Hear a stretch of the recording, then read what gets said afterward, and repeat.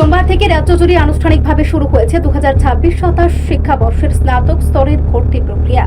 রাজ্যের 29টি সরকারি ডিগ্রি কলেজে একযোগে এই কার্যক্রম শুরু হয়েছে, যেখানে প্রথমবারের মতো যুক্ত হয়েছে নলছড় সরকারি মহিলা ডিগ্রি কলেজ। প্রথম দিনের রাজধানীর এমবিবি কলেজ ও মহিলা মহাবিদ্যালয় সহ প্রতিটি কলেজে ছিল নবাগত শিক্ষার্থীদের উপচে পড়া ভিড়।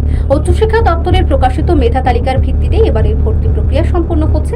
চলতি বছর বিভিন্ন শিক্ষা বোর্ড মিলিয়ে মোট 28,966 জন শিক্ষার্থী উচ্চ মাধ্যমিক পরীক্ষায় উত্তীর্ণ হয়েছেন। উচ্চশিক্ষা দপ্তরের তথ্য অনুযায়ী রাজ্যের সরকারি কলেজগুলোতে এবার আসন সংখ্যা পর্যাপ্ত।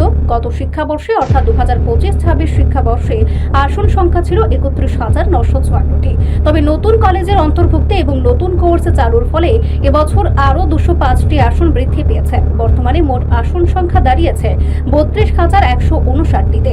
আসন সংখ্যা বৃদ্ধির ফলে অধিকাংশ উত্তীর্ণ শিক্ষার্থী এবছর উচ্চশিক্ষায় ভর্তির সুযোগ পাবেন বলে সংশ্লিষ্ট দপ্তর আশা প্রকাশ করছে।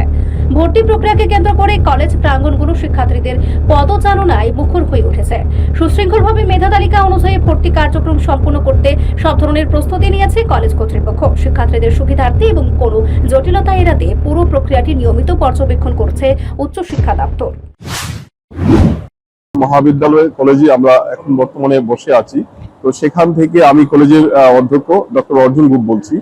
আমাদের মহাবিদ্যালয়ে অন্যান্য ডিগ্রি কলেজের মহাবিদ্যালয়ের মতনই অ্যাডমিশন প্রক্রিয়া শুরু হয়ে গেছে, আজ থেকে শুরু হয়েছে এবং সেই অ্যাডমিশন প্রক্রিয়ার প্রথম ফেজের অ্যাডমিশন প্রক্রিয়া সম্পন্ন হবে আগামী মাসের 6 তারিখ পর্যন্ত ফার্স্ট ফেজের অ্যাডমিশন। এখানে আমাদের মহাবিদ্যালয়ে বর্তমানে 11,878 জন অ্যাপ্লিকেশন জমা দিয়েছে। তাদের মধ্য থেকে আমাদের যে মোট সিট রয়েছে সেখানে 2040টা সিট রয়েছে। তার মধ্যে ইউআর ক্যাটাগরিতে 1062 জন ভর্তি হবে এবং এসটি ক্যাটাগরিতে ভর্তি হবে 635 জন এবং এসসি ক্যাটাগরিতে 343 জন। প্রথম পর্যায়ের অ্যাডমিশন প্রক্রিয়া সম্পন্ন হলে তারপর ডাইরেক্টরেট অফ হায়ার এডুকেশনের নির্দেশে আমরা দ্বিতীয় পর্যায়ের ভর্তি প্রক্রিয়া করতে যাব। প্রথম পর্যায়ে 4টি রাউন্ড রয়েছে। আজকে প্রথম রাউন্ডের প্রথম দিন, প্রতিটি রাউন্ড 2 দিন করে চলবে।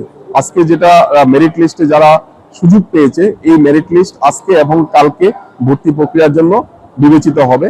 পরবর্তী পর্যায়ে দ্বিতীয় রাউন্ডে আবার মেরিট লিস্ট বের হবে, তৃতীয় পর্যায়ে আবার মেরিট লিস্ট বের হবে এবং চতুর্থ রাউন্ডে আবার মেরিট লিস্ট বের হবে। অর্থাৎ 4টা রাউন্ড মিলে হবে প্রথম পর্যায়। প্রত্যেকটা মেরিট লিস্ট 2 দিনের জন্য থাকবে। এই 2 দিনে ছাত্রছাত্রীদেরকে আমরা বলবো এসে অ্যাডমিশন নেওয়ার জন্য।